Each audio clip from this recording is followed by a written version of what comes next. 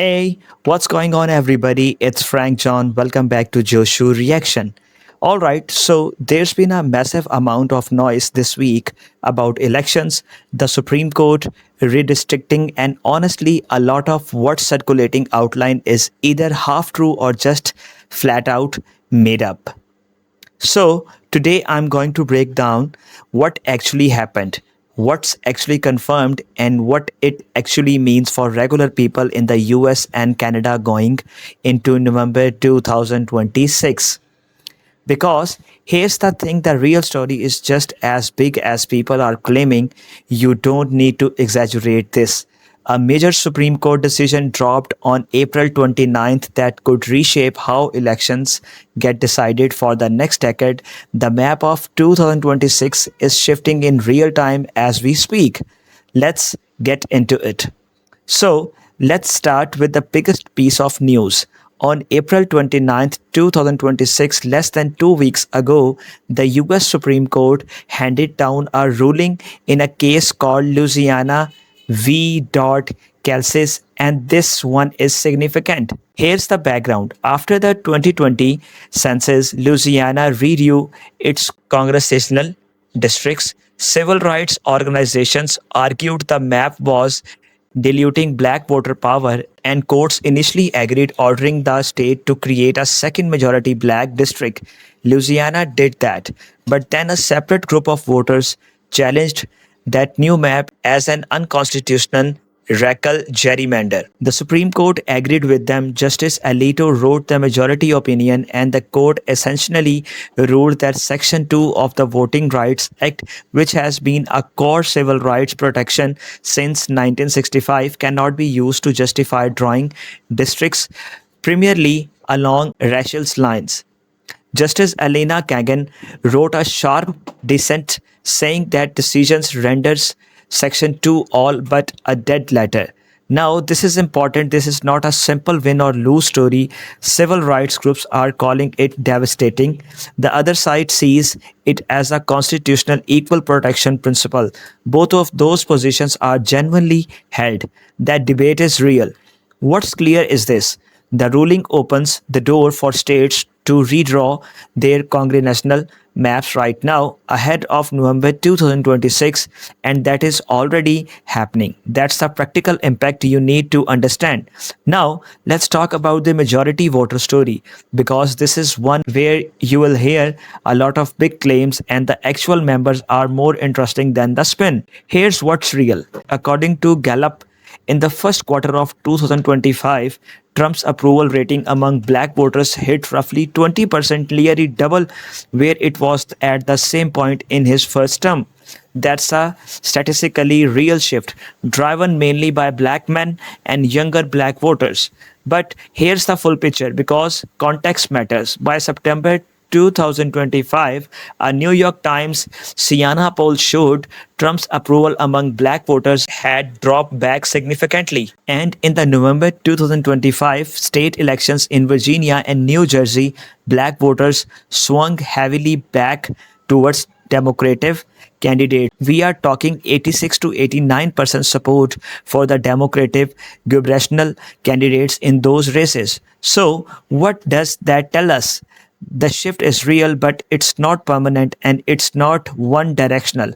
What is consistent and has been trending for years is that the share of black Americans identifying as Democratic has declined from about 77% in 2020 down to 66% in 2023.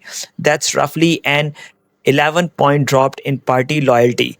Not necessarily a run toward Republicans, but a clear pull away from Democrats. For everyday Americans, this matters because both parties are now competing harder for black voters, Latino voters, and working class voters across the board. That competition is actually a good thing.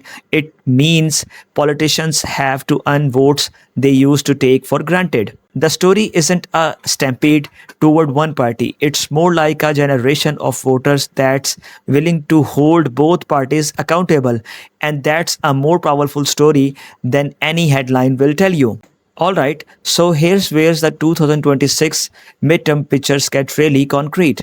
The Supreme Court ruling was covered, kicked off a redistricting race across the country. Multiple states move almost immediately. Louisiana, Florida, Tennessee, Virginia, all drawing or attempting to redraw congressional maps right now, just months before November. In Virginia, just days ago, the state Supreme Court struck down a Democratic redistricting plan that voters had narrowly approved in a special election back in April.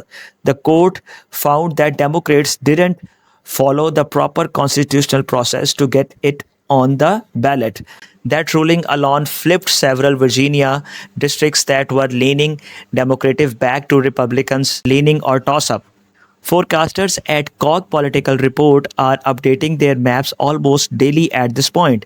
Based on redistricting changes alone, Republicans are currently projected to gain somewhere around 14 seats across 6 states.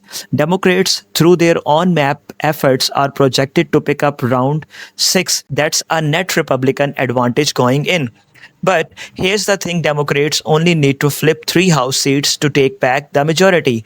So, a 14-seat Republican gain from redistricting doesn't mean it's over. It means the race got harder for Democrats, not impossible. That's the honest read. On the Senate side, Republicans hold 53 seats. Democrats need to net 4 to take control. Of the 35 seats up in 2026, 23 are currently held by Republicans, so there are genuine opportunities there, but it's still an uphill climb. For people watching this in the US and Canada, whoever controls Congress in January 2027 is going to directly shape trade policy, the federal budget, healthcare policy. If you are in Canada and you care about cross border trade or the economy, this election matters to you too. Alright, so let me give you my honest take. Here's what's actually happening. The 2026 midterms are shaping up to be one of the most consequential elections in years, not because of hype, but because of specific, real things that happened in the last 2 weeks. A Supreme Court ruling that will affect how districts get drawn for decades.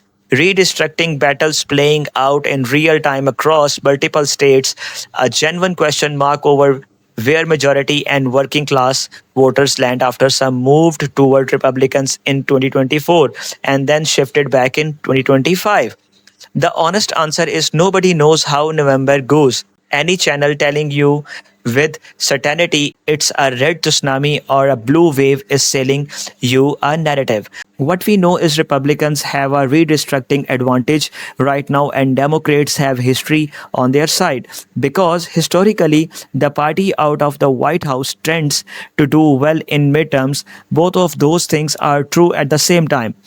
What I did encourage you to do is watch the actual developments, not to spin.